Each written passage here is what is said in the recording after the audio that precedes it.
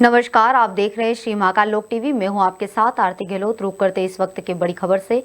रूस दौरे के दौरान प्रधानमंत्री नरेंद्र मोदी ने रूस के राष्ट्रपति से चर्चा की। दौरान प्रधानमंत्री ने रूस के राष्ट्रपति पुतिन से कहा है कि शांति बहाली के लिए भारत हर तरह से सहयोग करने को तैयार है। मैं आपको और विश्व समुदाय को आश्वस्त करता हूं कि भारत शांति के पक्ष में है। कल मेरे मित्र पुतिन को शांति के बारे में बात करते हुए सुनकर मुझे आशा मिलती है। मैं अपने मीडिया मित्रों से कहना चाहूंगा, संभव है। एक्सेलेंसी, मुझे इस बात का संतोष है कि कल इतने खुले मन से आप बात कर रहे थे। कोई लीपापोती नहीं थी, कोई कर्टेन नहीं था, और मैंने देखा कि हमारी बातचीत में से बहुत सारे इंटरेस्टिंग आइडियाज निकले। एक नई सोच मैं महसूस कर रहा हूं और नई सोच सामने आई है। Ваше превосходительство, я очень рад, что вчера мы так неформально разговаривали, и вы очень открыто рассказывали ваше мнение, без каких-либо окрасок. И в наших переговорах, из наших переговоров возникли очень интересные идеи и совершенно новые взгляды. एक्सेलेंसी, कल हमारी बात में ये भी हमारा मन बना था, और शांति की बहाली में भारत हर संभव सहयोग करने के लिए तैयार है।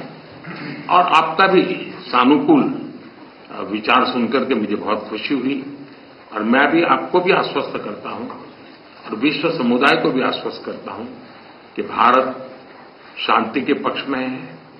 और शांति के लिए मेरे मित्र राष्ट्रपति पुतिन की कल बातों को सुनकर के मेरे मन में एक आशा पैदा हुई है, और मैं इसके लिए आपका बहुत बहुत धन्यवाद करता हूं। और मीडिया जगत के मित्रों को भी मैं कहूंगा, पासिबल।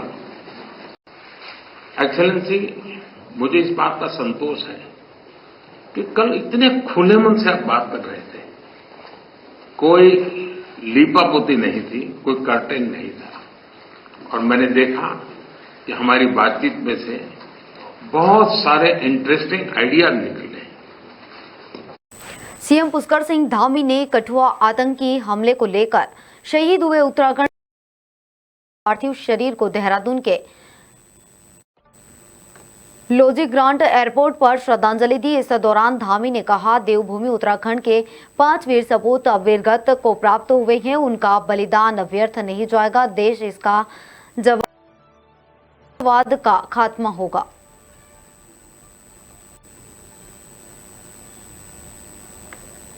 बहुत बड़ा पैराना हमला है, इसकी जितनी निंदा की जाए उतनी कम है। लेकिन इनकी शहादत है, इनका बलिदान है, ये बेकार नहीं जाएगा, ये जाया नहीं जाएगा। देश इसका जवाब देगा, आतंकवाद का खात्मा होगा।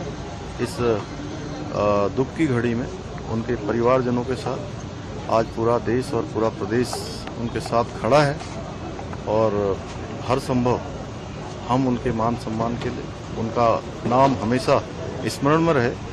हम अपनी सरकार पहले से भी ये काम करती रही है और निकट भविष्य में भी करेंगे। हर प्रकार से आने वाली पीढ़ियों के स्मरण में इन सभी हमारे वीर बांकुरों का नाम अंकित हो। कठुआ में हुए आतंकी हमले पर कांग्रेस नेता सचिन पायलट ने मीडिया के सवालों पर कहा कि आतंकवादी हमले लगातार बढ़ रहे हैं। संसद में सरकार दावा करती है कि जम्मू कश्मीर में हालात सामान्य है, लेकिन अगर हमारे जवान आतंकी हमले में अपनी जान गंवा रहे हैं तो सरकार को सफाई देनी होगी।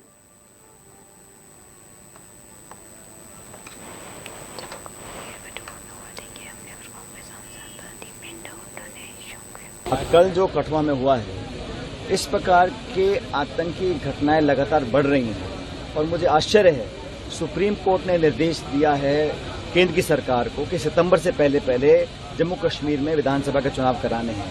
सरकार दावा करती है सदन के अंदर, लोकसभा में, राज्यसभा में, कि मामला बहुत बेहतर हो गया है, स्थिति नियंत्रण में है, वहाँ कोई अब गतिविधि नहीं है।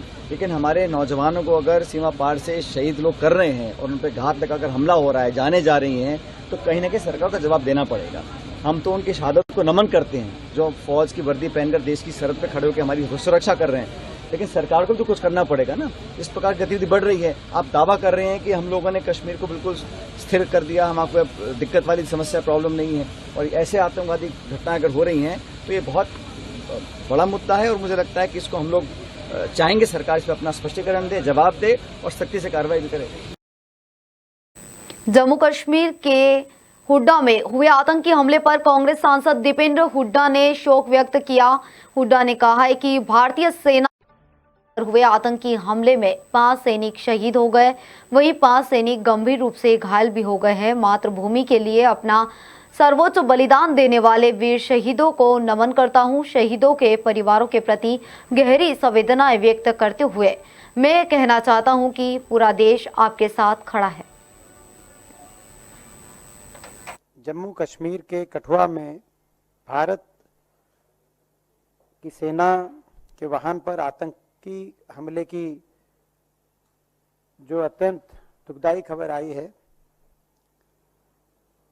इस दुखदाई खबर से अभी जब जो सारी डिटेल्स जैसे सामने आई हैं कि हमारे 5 हमारे सैनिक शहीद हुए हैं, 5 और को गंभीर चोटें आई हैं।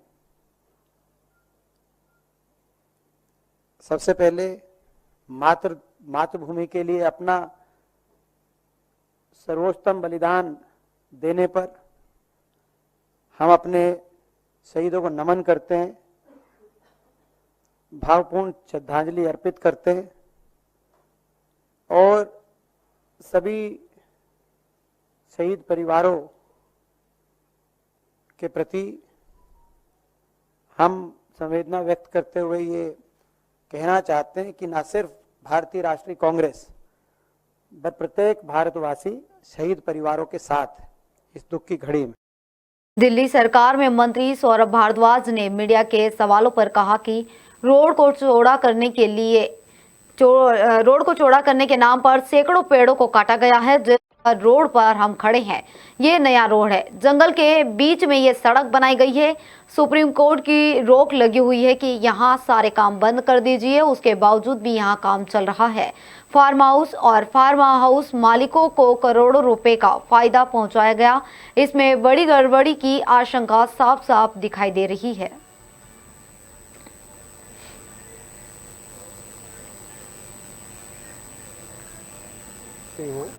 ये वो रोड है, दोनों तरफ इसके घने जंगल है, आपको दिख रहे होंगे। जिस रोड से हम आए हैं उस रोड को तो चौड़ा करने के नाम पे सैकड़ों पेड़ों को काटा गया है। और मुझे अभी जो गांव वालों ने बताया कि ये रोड जिस पे हम खड़े हैं ये पूरी की पूरी रोड ही नई है। इस रोड से उन्होंने सार्क चौक तक जो है इस नई रोड को बनाया है। और आप देख सकते हो जंगल के बीचों बीच ये सड़क है। यहाँ जंगल था पहले, जंगल था यहाँ पे पहले, पेड़ थे बाकायदा। और देश की सबसे बड़ी अदालत सुप्रीम कोर्ट की रोक लगी हुई है कि यहाँ पे सारे काम बंद कर दो। उसके बावजूद आपने देखा कि बुलडोजरों से काम चल रहा है। आप यहाँ पे मिट्टी के ऊपर इन निशानों को भी देख के कह सकते हो कि अभी तक यहाँ पे काम चल रहा है। क्यों चल रहा है? क्योंकि कितने पेड़ कटे इसका फैसला उन जड़ों और तनों से होगा जो कटे हुए दिखेंगे। तो उनको भी उखाड़ के उनको भी निपटा दिया जाए और उनके ऊपर भी मिट्टी की एक लेयर डाल दी जाए, इसकी साजिश भी डीडीए द्वारा चल रही है। सुप्रीम कोर्ट की रोक के बावजूद चल रही है। दूसरी बात आपने देखी होगी, जैसे ही हम छतरपुर से अंदर घुसे गौशाला रोड पे, आप लोग यहाँ पे पहली बार आए हैं और आप पत्रकारों में से मुझे एक दो ने कह दिया कि मंत्री जी इस सड़क के एक तरफ तो सारे फार्म हाउस हैं, बड़े बड़े करोड़पतियों के, अरबपतियों के, और एक तरफ जंगल था। पहली बार में आपको दिख गया। तो अगर रोड चौड़ी करनी थी तो आप फार्म हाउसों को तोड़ देते, रोड चौड़ी कर देते। जैसे हम किसानों की जमीनों को एक्वायर करके ये फार्म हाउस बनाए गए, हम गरीब दिल्ली के गांव वालों की जमीनें एक्वायर करी सरकार ने और इन अमीरों के फार्म हाउस बना दिए। तो इन अमीरों के फार्म हाउसों की जमीन भी एक्वायर होके सड़क चौड़ी कर सकते थे, मगर उनके फार्म हाउसों को नहीं छुआ गया। जंगल के अंदर 1100 पेड़ काट दिए गए।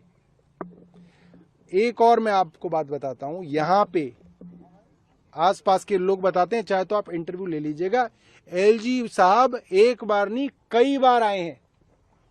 क्या करने एलजी साहब यहां बार बार आए हैं, ये आप एलजी साहब से पूछ लीजिएगा। यहां के लोग बता रहे हैं एलजी साहब ने खूब चक्कर लगाए हैं यहाँ के।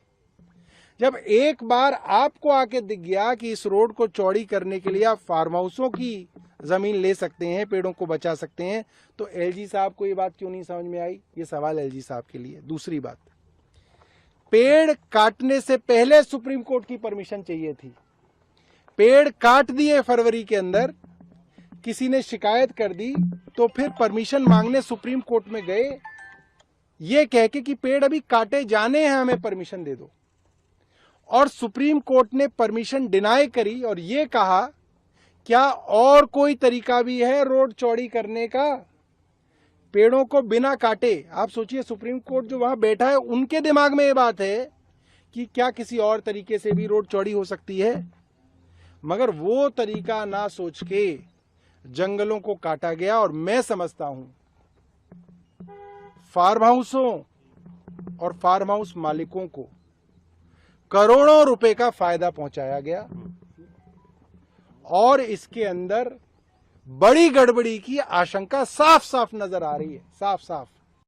अगली खबर की ओर बढ़ते हुए, बिहार के पटना में राजद नेता तेजस्वी यादव ने कहा है कि ये किस बात की डबल इंजन की सरकार है। बिहार के लिए ना कुछ हो रहा है और ना ही कोई बात हो रही है। बिहार में जो है वे भी भ्रष्टाचार की भेंट चढ़ा जा रहा है। पुल गिर रहे हैं, पेपर लीक हो रहे हैं, अपराध, महंगाई और बेरोजगारी बढ़ रही है। कोई इस पर बोलने के लिए तैयार नहीं है। हमें दिन रात गाली देने से कुछ नहीं होगा।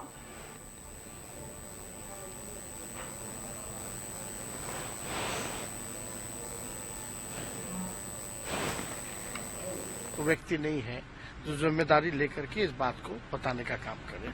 ये किस बात का डबल इंजन का सरकार है? ना बिहार के लिए कुछ हो रहा है, ना बात हो रही है। बिहार में जो है वो भ्रष्टाचार के भेंट चढ़ा जा रहा है, पुल भी जो है वो गिर जा रहे हैं, पेपर लीक हो जा रहा है, अपराध बढ़ती जा रही है, महंगाई, बेरोजगारी, ये सब बढ़ता जा रहा है। अब हम आप लोगों से पूछते हैं, बताइए कोई एक सब्जी का नाम बता दो जो 45 रुपए से कम हो जो मिल रहा हो। एक सब्जी का नाम बताइए। गोभी का क्या भाव है बताइए, प्याज टमाटर का क्या भाव है, आलू का भाव बता दीजिए कितना है। तो ये पूरी तरीके से आप देखिएगा, पटना में आलू जो है 45 रुपए किलो मिल रहा है, ये सच्चाई है। तो इस पे कोई सरकार कोई देखने वाला नहीं। सारी चीज जो है 100 के पार चली जा रही है। कई सब्जियां जो 4-5 रुपए किलो आलू मिलता था वो आज 45 किलो रुपए आलू मिल रहा है। तो गरीबों का डेली जो अन्न जो है पेट भरने के लिए आप समझिए कि कितना बड़ा ये चल रहा है, लेकिन इस पे कोई बोलने को तैयार नहीं है, चुप्पी साधे हुए। दिन रात हम लोगों को गाली देने से कोई फर्क पड़ने वाला नहीं है। किंग पिंग जो लोग हैं इनको ये सरकार बचाने का काम करती है। कुछ होता है तो तेजस्वी का नाम लिया जाता है, लेकिन कुछ होना है नहीं, क्योंकि कुछ है ही नहीं। खाली न्यूज को डाइवर्ट करना ही इनका काम है। बिहार को ना विशेष राज्य के दर्जा की अब कोई बात कर रहा है, कौन देगा बताओ? सत्ता में बैठे वही ना देंगे। शेड्यूल लाइन में जो हम लोगों ने 75% आरक्षण बढ़ाया, अब कौन देगा? अब तो यही लोग हैं, बगल वाले लोग हैं, उनको करना चाहिए। क्यों नहीं कर रहे भाई? कुछ स्पेशल पैकेज कुछ भी नहीं हो रहा। किस बात का डबल इंजन का सरकार, क्या विकास? और हमने कहा अगर मेरी गलती है तो आप बताओ ना, जो जो पुल गिरे हैं तो चैलेंज दिए थे, कोई स्वीकार करने को तैयार नहीं हो रहा। दो उप मुख्यमंत्री, एक मुख्यमंत्री, पूरा मंत्रिमंडल है। बताओ ना कौन से समय में इसकी स्वीकृति हुई थी, कब टेंडर हुआ था, कब इसका शिलान्यास उद्घाटन हुआ था? बता दे। दूध का दूध, पानी का पानी।